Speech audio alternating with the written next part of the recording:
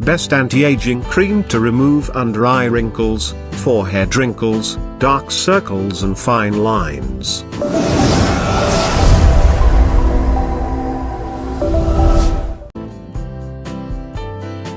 Today, we're going to show you how you can use natural aloe vera gel from aloe vera plant for your homemade face cream. Aloe vera gel rejuvenates the skin, hydrates it, and keeps your skin looking fresh all the time.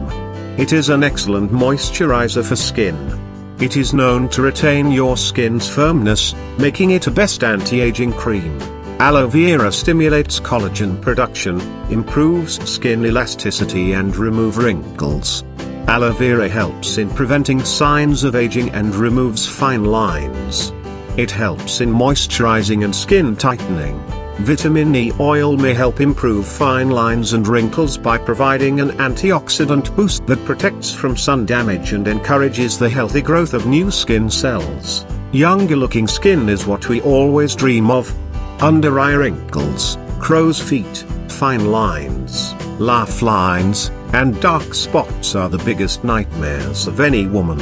We can't run away from aging, but a proper anti-aging skincare routine with best skincare products or an anti-aging face cream is what you need to follow.